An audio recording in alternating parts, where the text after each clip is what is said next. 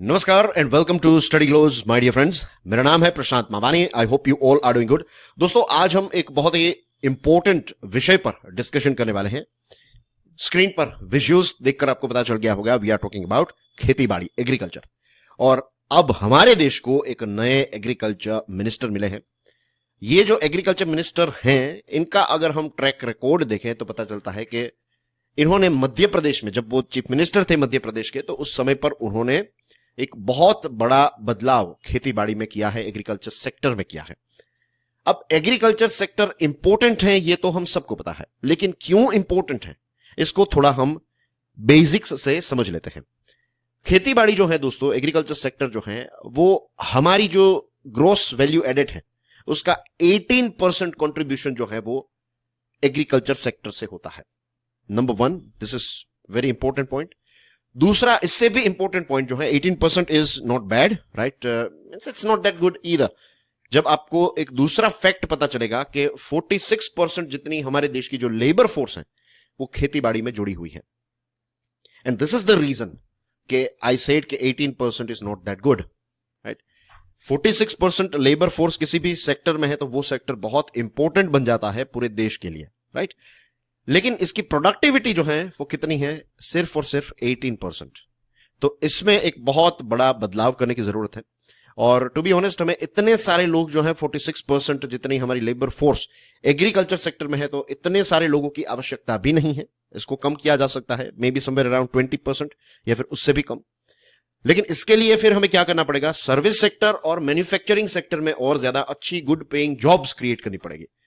तब जाकर ये जो एक खेतीबाड़ी पर जो हाई डिपेंडेंस है ये थोड़ा कम होगा। एक परिवार के पास एक जमीन का टुकड़ा है, छोटी सी जमीन का टुकड़ा रहता है, और उसमें 4 लोग परिवार के जो है वो काम करते हैं। तो एज यू कैन अंडरस्टैंड कि इस जमीन के टुकड़े से अगर 4 लोग इसमें काम कर रहे हैं तो डिवाइड बाय 4 ही होगा। एंड ये छोटा टुकड़ा है तो उतना कोई खास प्रॉफिट भी नहीं होगा, तो इनकम जो है वो उनकी हमेशा कम रहेगी। लेकिन अगर जस्ट इमेजिन के यहां पर सेम जमीन के टुकड़े में सिर्फ एक ही परिवार का जन जो है वो काम करे और बाकी के 3 लोग जो हैं वो अलग अलग सेक्टर में है, कोई मैन्युफैक्चरिंग में है, कोई प्रोफेशन में है, कोई सर्विस डिलीवरी में है, तो ये तीनों की इनकम आ रही है और ऊपर से खेतीबाड़ी की इनकम हो रही है। You will find this thing कि सिटी में आप देखते होंगे कई लोग जो है जो गांव से आते हैं, तो गांव में उनकी काफी अच्छी खासी जमीन रहती है। तो सिटी में even if they are not making that much money, लेकिन वी फाइंड कि उनकी लाइफस्टाइल जो है वो ठीक ठाक जा रही है। द रीजन इज कि सिर्फ जो सैलरी आ रही है उससे उनका घर नहीं चल रहा है। भले ही परिवार के लोग जो है वो दूसरे एरियाज में रहते हो, लेकिन they share everything between them. Anyways, तो ये 2 चीजें जो हैं, this are the most important things when it comes to खेतीबाड़ी, राइट। ये 2 चीजें आपको ध्यान में रखनी है कि एग्रीकल्चर सेक्टर क्यों इंपॉर्टेंट है। इंडियाज ग्रोस वैल्यू एडेड जो है करंट प्राइस का, तो इसमें 18% कंट्रीब्यूशन एग्रीकल्चर का है, और हमारी टोटल लेबर फोर्स में से 46% लेबर फोर्स जो है उसको एम्प्लॉयमेंट प्रोवाइड करने का काम एग्रीकल्चर करता है। और अब जो शिवराज सिंह चौहान साहब हैं, जो मध्य प्रदेश के चीफ मिनिस्टर रह चुके, एक लंबे समय तक वो मध्य प्रदेश के चीफ मिनिस्टर थे, और he is famous for turning Madhya Pradesh into agriculture power house.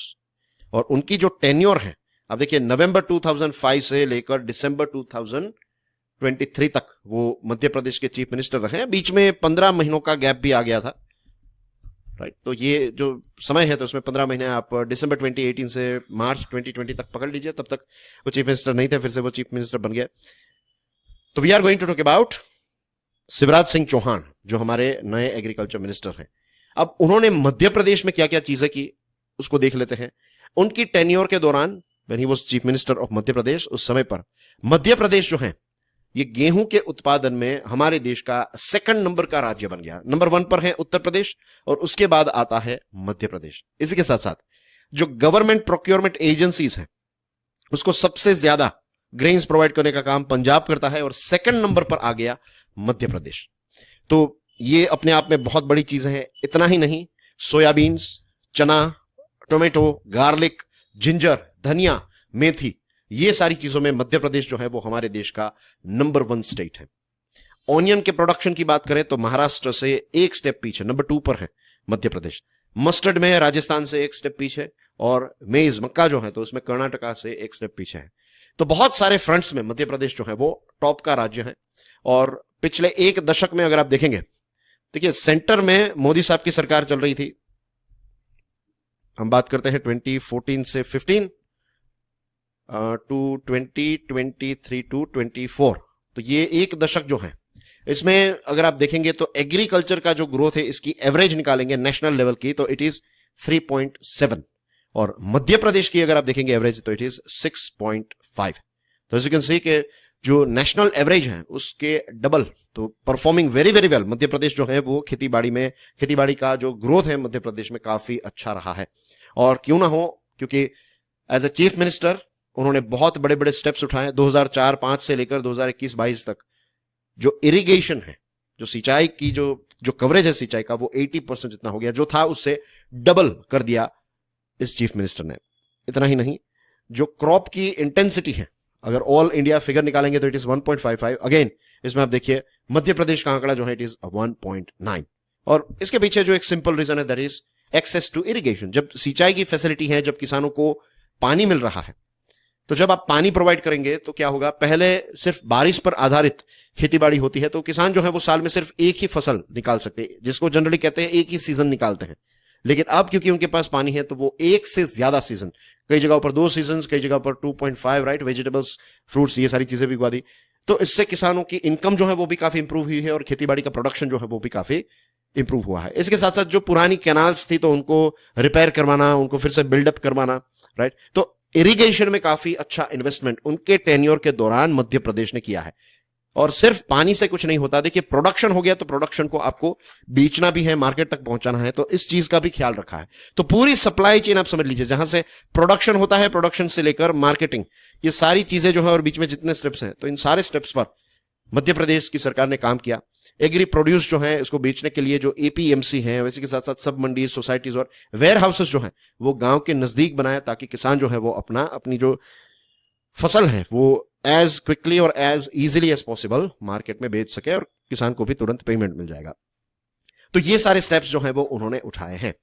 Now dear friends, union agriculture ministry के साथ जुड़ी हुई कुछ चीजें कोई बारे में बात करें तो यू विल ऑब्जर्व, अगर मैं आपसे पूछूंगा कि who was agriculture minister, union agriculture minister during tenure 1.0, जो मोदी साहब 1.0 और मोदी 2.0 में कौन से ऐसे व्यक्ति थे जो एग्रीकल्चर मिनिस्टर रहे हैं नेशनल लेवल पर, तो इतने कोई खास दमदार आई वुड से, या फिर इतने कोई फेमस चेहरे नहीं है। यू विल फाइंड कि राधे मोहन सिंह जो हैं he was low profile, Narendra Singh Tomar again low profile, Arjun Munda again low profile. I am not saying कि ये अच्छे लीडर्स नहीं है, लेकिन ये उतने फेमस चेहरे नहीं है। और यूपीए के दौरान शरद पवार जो है he was agriculture minister. Now Sharad Pawar is a very very famous politician in our country. और पास्ट में अगर हम देखें तो पास्ट में भी ऐसा था कि सी सुब्रमण्यम, जगजीवन राम, राइट, तो चौधरी देवीलाल, तो ऐसे बहुत सारे पावरफुल मैन जो हैं, जो फेमस हैं, जो पावरफुल हैं, जिनको आप चैंपियन मिनिस्टर कह सकते हैं, तो ऐसे लोगों ने एग्रीकल्चर का पोर्टफोलियो संभाला है। अगर आप रोड ट्रांसपोर्ट की बात करें then you will find Nitin Gadkari बहुत ही फेमस है, राइट। पीयूष गोयल जो है तो he is very famous in commerce, और ऑफ कोर्स आपकी स्क्रीन पर हैं S Jaishankar, very very famous, right, वो मिनिस्ट्री ऑफ एक्सटर्नल अफेयर्स को हैंडल करते हैं। तो एग्रीकल्चर को भी एक लंबे समय से इस प्रकार के चैंपियन मिनिस्टर की आवश्यकता थी। और मुझे ऐसा लगता है पर्सनली कि ये शिवराज सिंह चौहान जो हैं, अब ये यूनियन एग्रीकल्चर मिनिस्टर बने हैं, तो एग्रीकल्चर मिनिस्ट्री को आप समझ लीजिए एक बहुत ही फेमस चेहरा मिल गया, राइट, एक चैंपियन मिनिस्टर मिल गया है। अब वो सारी चीजें जो है वो अपने हाथों में संभालेंगे। एंड लेट्स होप कि जो मध्य प्रदेश में उन्होंने एक जादू दिखाया है, यही चीज जो है वो हमारे नेशनल लेवल पर भी हमें देखने को मिले, तो इससे पूरे देश के किसानों का बहुत ही ज्यादा फायदा होगा। और याद रखिए, जब हमारे देश की 46%, 48% जितनी जो लेबर फोर्स है, अगर इनका भला हो रहा है तो यू कैन इमेजिन कि पूरे देश का भला होगा, right, because we are all interconnected when it comes to economic ecosystem या फिर इन जनरल इकोसिस्टम। तो लेट्स होप कि जो मध्य प्रदेश में हुआ ऐसा ही हमारे देश लेवल पर भी हो, नेशनल लेवल पर भी हो। And that's basically everything in today's discussion dear friends. I hope आज की डिस्कशन से आपको कुछ नई चीजें, बहुत सारी नई चीजें सीखने को मिली होगी। And do check out my course, ये भी एक नया विषय ही है, लीडरशिप। जनरली लीडरशिप के बारे में लोग ये समझते हैं कि या तो आप लीडर हैं या फिर नहीं है। लीडरशिप आप कोई ऐसी स्किल नहीं है जिसको आप सीख सकते हैं, लेकिन ये गलतफहमी है। Leadership is a skill. कुछ लोगों के अंदर वो इनबोर्न है, कुछ लोग जो हैं वो सीख कर लीडर बने हैं। तो the highway is open for you. और इसके साथ जुड़ी हुई सारी चीजें आपको स्टडी ग्लोज की वेबसाइट पर मिल जाएगी. Do check out limitless leadership on study glows website. इसी के साथ do check out my YouTube channel curiously education, and I will see you soon with some more interesting videos. Till then enjoy your studies. God bless you all. Jai Hind.